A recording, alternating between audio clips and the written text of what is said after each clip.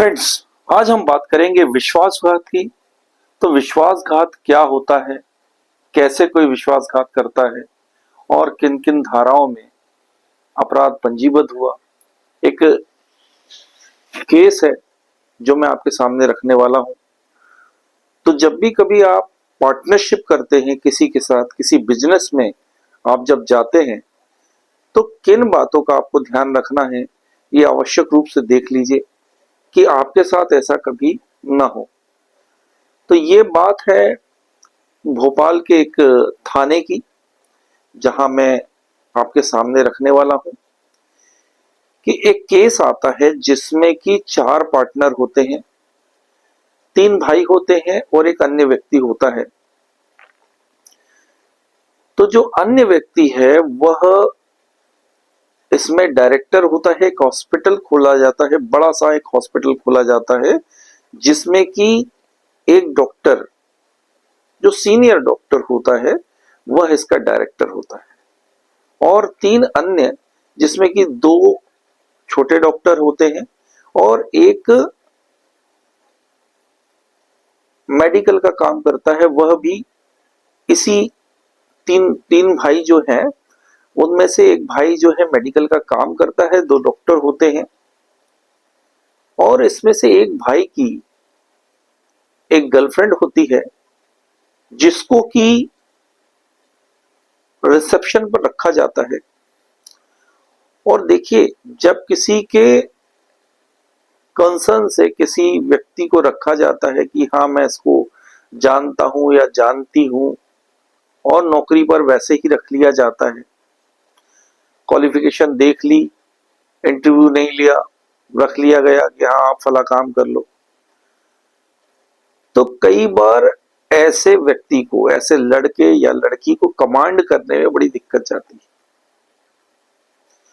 तो वह इन्हीं तीनों भाइयों में से, जो एक अन्य व्यक्ति और 3 भाई मिलकर जो हॉस्पिटल खोला, तो जो अन्य व्यक्ति है उसको डायरेक्टर बना दिया गया क्योंकि वह सीनियर थे और सभी ने समान रूप से पैसा उसमें लगाया।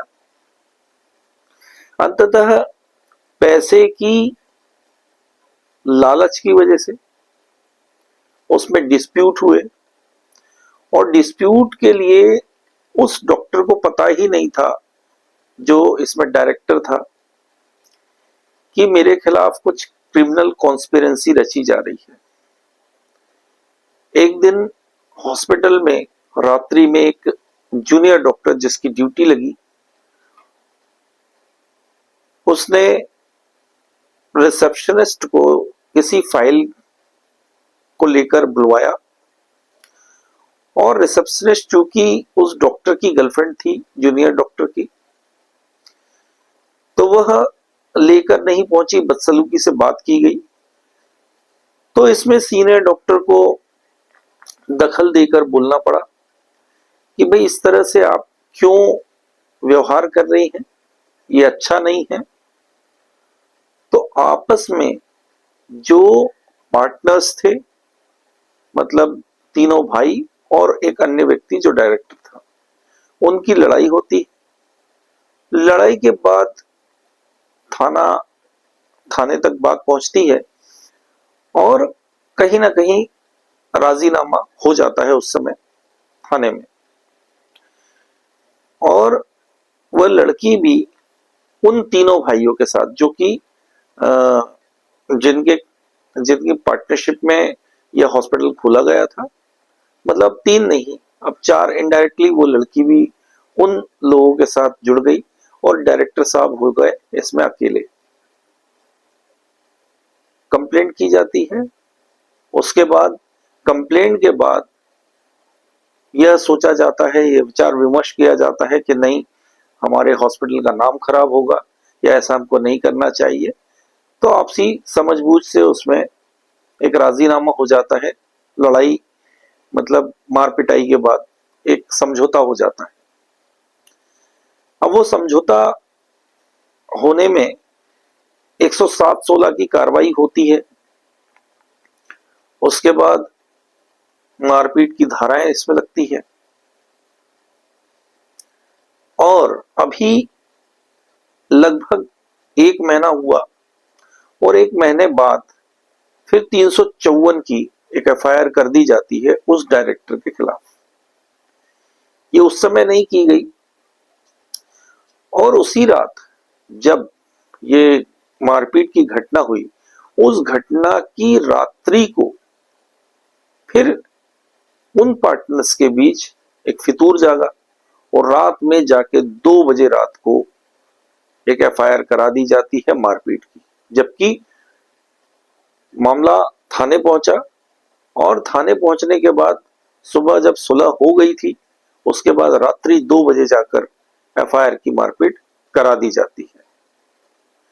और जब 1 महीना हो गया तो जो डॉक्टर्स की गर्लफ्रेंड थी, जो जूनियर डॉक्टर थे और जो डायरेक्टर साहब के साथ कॉलैब करके जिन्होंने एक हॉस्पिटल को खोला, उसके द्वारा 354 की एक कंप्लेंट दर्ज की जाती है। अभी हाल ही का मामला है, तो मैं पहचान इसलिए डिस्क्लोज नहीं कर रहा हूं कि मैं आपको बताना चाहता हूं कि जब भी कभी आप पार्टनरशिप करें तो बहुत सोच समझ लें, आपका करियर तक दांव पर लग सकता है। इसलिए जब तक आप किसी व्यक्ति को भली भांति नहीं जानते हैं, नहीं पहचानते हैं, तब तक आप पार्टनरशिप ना करें। और एक चीज और आपको बताना चाहता हूं कि पार्टनरशिप अगर हो तो केवल और केवल 2 लोगों के बीच होना चाहिए। बहुत सारे जो पार्टनर्स होते हैं किसी बिजनेस में, तो इसी तरह विश्वासघात किया जाता है। अब इसमें आगे क्या होगा, जहां तक मैं समझता हूं कि जैसे ही अब दोनों ही मामले में जो डायरेक्टर हैं उनको अब जमानत लेनी होगी। लड़ाई झगड़े वाले मामले में भी 354 का जो मामला दर्ज हुआ उसमें भी, और कोर्ट में प्रकरण ये जाने के लिए अब तैयार हो रहा है। अब जैसे ही कोर्ट में प्रकरण जाएगा तो मैं इसको भली भांति समझता हूं कि ये क्यों किया गया। ये पैसे की उगाही के लिए इस तरह के प्रकरण करा दिए जाते हैं दूसरी पार्टी द्वारा।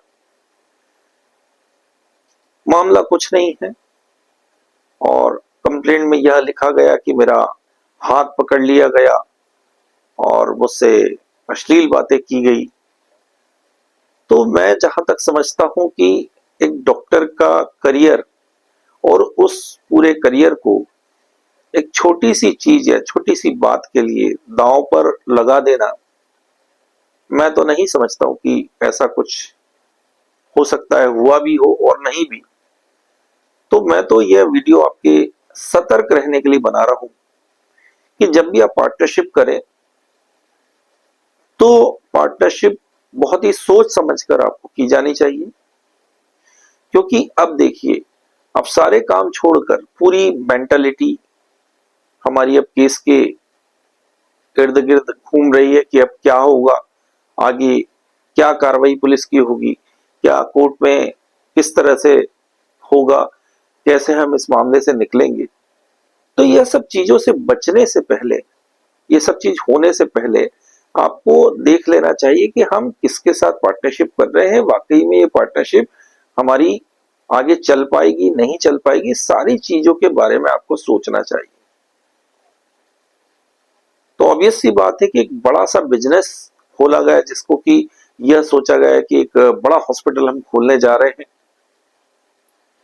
हो सकता है 25-50 लाख 1-2 CR की बात हुई हो कि पार्टनरशिप में, क्योंकि जब एक बड़ा हॉस्पिटल खोला गया तो हो सकता है एक बड़ा पेमेंट इसमें सभी ने साझा किया हो और इस हॉस्पिटल को खोला हो।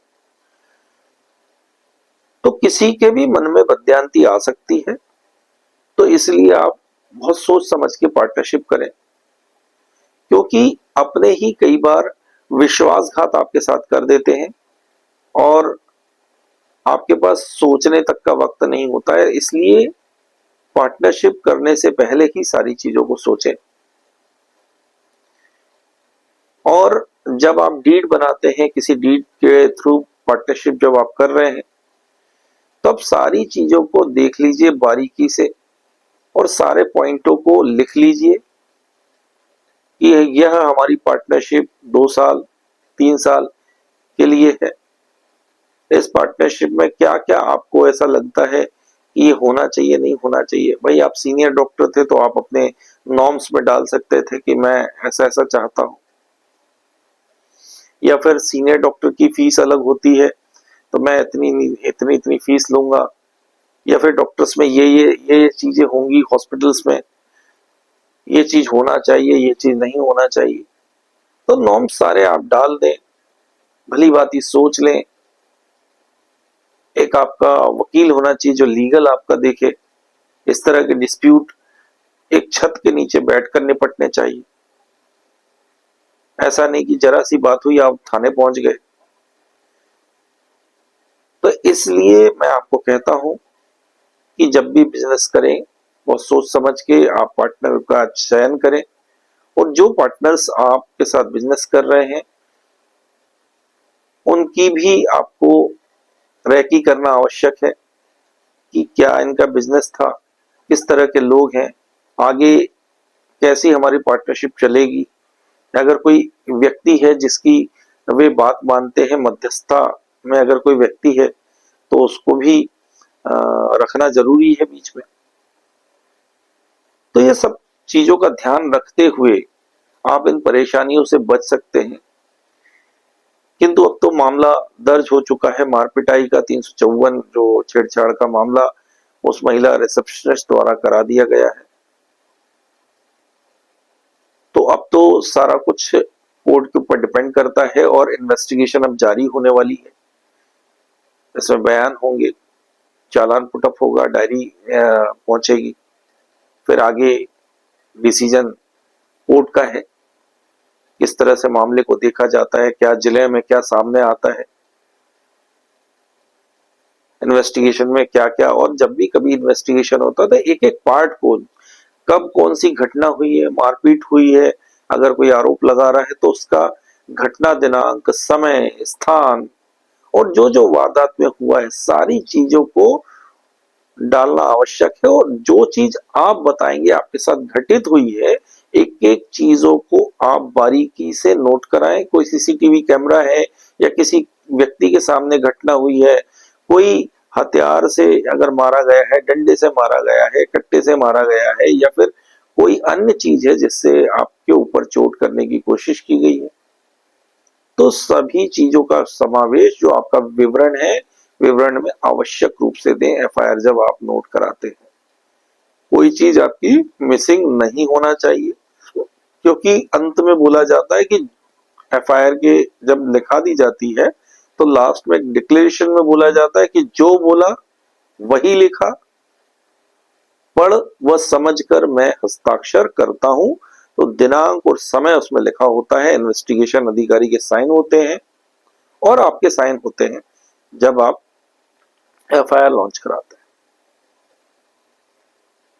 तो आशा करता हूं कि जब भी कभी कोई आप बिजनेस कर रहे हैं तो इन बातों का ध्यान रखेंगे, जिससे कि जो यह मामला पंजीबद्ध हुआ है, इस तरह से इस मामले की सुनवाई चल रही है, तो इस तरह के केसेस में आप फंसने से बच सकते हैं।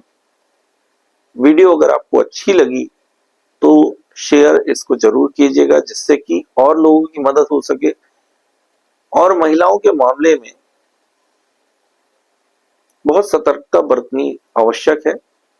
एक वेल एजुकेटेड स्किल्ड जो स्टाफ है उसको रखा जाना चाहिए, और एक अनुशासन बहुत जरूरी है अगर कोई बिजनेस आप कर रहे हैं।